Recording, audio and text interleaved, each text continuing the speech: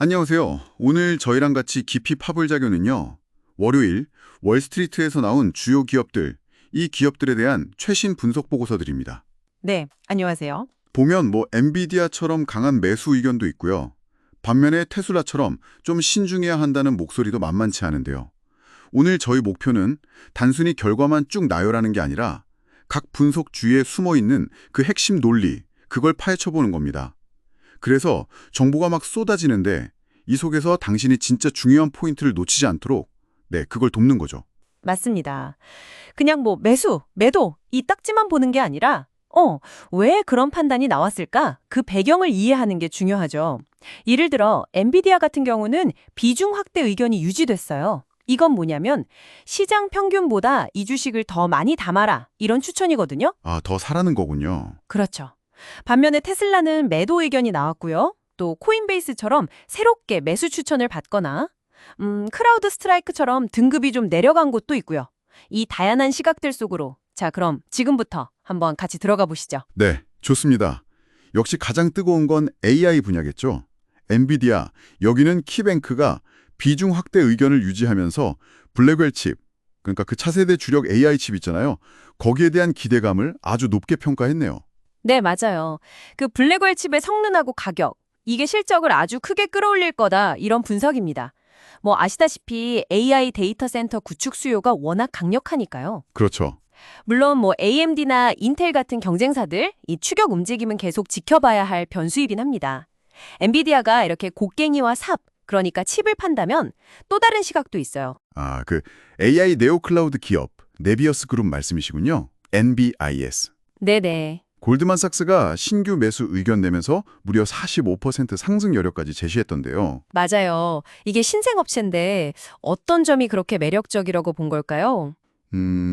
골드만삭스는 네비어스가 그 AI 개발에 꼭 필요한 고성능 GPU 있잖아요. 그래픽 처리 장치. 네, GPU. 이 인프라를 빌려주는 시장에서 기술력이나 성장세가 독보적이다 이렇게 평가를 한 겁니다. 그러니까 AI 모델 훈련이나 서비스 운영에 필요한 컴퓨팅 파워 이걸 제공하는 거죠. 아하. 그리고 클라우드나 데이터 센터로 사업을 확장할 가능성도 꽤 긍정적으로 봤고요. 다만 이 분야 역시 새로운 경쟁자들이 언제든 뛰어들 수 있다는 점 이건 좀 유의해야 합니다. 그렇군요. AI 쪽은 이렇게 기대감이 큰데, 전기차 쪽으로 넘어가 보면 분위기가 좀 많이 다르네요.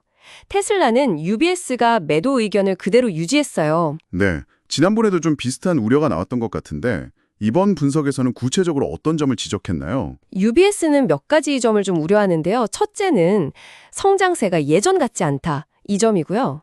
성장 둔화. 네. 둘째는 특히 중국 시장에서 경쟁이 너무 치열해지고 있다는 점. 아, 중국 경쟁. 그리고 마지막으로는 이제 가격이나 경쟁 때문에 수익성이 좀 나빠질 수 있다. 수익성 악화. 네. 이런 요인들을 고려했을 때 현재 주가가 회사의 기초 체력, 그러니까 펀더멘털에 비해서 여전히 비싸다. 이렇게 본 거죠. 고평가 상태다. 알겠습니다.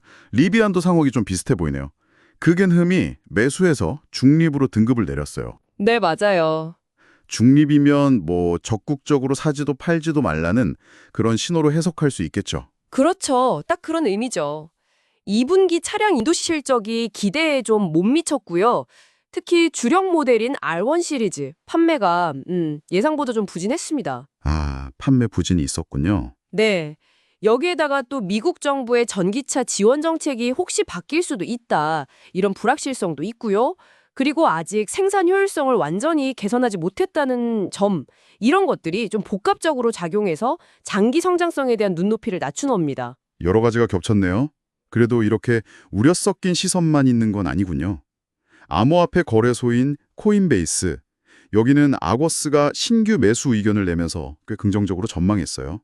목표 주가도 400달러 제시했고요. 네, 이건 최근에 그 비트코인 현물 ETF 승인된 거 있잖아요. 네, 있었죠. 그걸로 이제 기관 투자자들 자금이 암호화폐 시장으로 들어오기 좀 쉬워진 환경 변화, 이걸 반영한 분석입니다. 코인베이스가 또 미국 최대 거래소라는 점, 그리고 웹3나 NFT 같은 새로운 사업으로 확정할 가능성이 크다는 점, 이런 걸 높이 평가한 거죠. 아, 신사업 기대감도 있군요. 네. 물론 암호화폐 자체의 가격 변동성이나 규제 관련 불확실성, 이런 건 늘 안고 가야 할 위험 요인이긴 합니다. 그건 그렇죠. 반면에 그동안 정말 잘 나가던 사이버 보안 업체, 크라우드 스트라이크. 아, 네. 여기는 모건 스탠리가 비중 확대해서 동일 비중으로 등급을 내렸어요. 동일 비중도 중립이랑 비슷하게 그냥 시장 평균 수준으로만 보유하라는 의미죠. 이건 왜 그런 건가요? 이미 최근에 한 50%나 올랐어요. 와, 많이 올랐네요. 네, 그러면서 미래 성장 기대치가 상당히 반영되었다 이런 판단 때문입니다. 물론 사이버 위협이 계속 늘어나니까 수요는 계속 탄탄하겠지만 뭐랄까 소위 밸류에이션 부담, 그러니까 실적 대비 주가가 너무 높아져서 단기적으로 더 오르기는 좀 쉽지 않을 수 있다 이런 경계 심리가 작용한 거죠. 아까 봤던 AI 기업들의 그 높은 기대치와는 좀 대조적인 모습입니다. 그렇네요. 확실히 온도차가 느껴집니다. 자, 오늘 이렇게 월가의 다양한 시각들을 빠르게 짚어봤습니다. AI 분야의 뜨거운 기대감, 엔비디아, 네비디어스 이런 것들이 있었고 또 전지차 시장의 고민, 테슬라나 리비안 같은 경우 그리고 잘 나가는 주식에 대한 밸류에이션 경계심, 크라우드 스트라이크 같은 경우죠. 또 새로운 기회를 찾으려는 움직임, 코인베이스 같은 경우도 있었고요. 여러 흐름이 막 교차하고 있네요. 당신에게는 오늘 어떤 분석이 가장 눈에 들어오셨나요? 네, 참 다양한 시각이 있었는데요. 중요한 건 이 분석 하나하나에 너무 이렇게 기뻐하거나 실망하기보다는 왜 그런 평가가 나왔는지 그 배경과 논리를 좀 깊이 이해하는 것. 이게 중요합니다.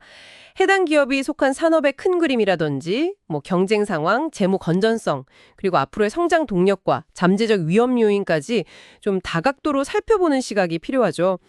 오늘 저희가 나눈 이야기가 당신이 정보를 좀 비판적으로 소화하고 또 자신만의 판단력을 키우는데 조금이나마 내 도움이 되었기를 바랍니다. 이 기업들의 다음 행보는 과연 어떻게 될까요? 그리고 혹시 이 분석들 너머에 우리가 아직 포착하지 못한 또 다른 중요한 변화의 신호, 이런 게 숨어 있지는 않을까요? 잠시 생각해보는 시간을 가져보시면 좋겠습니다.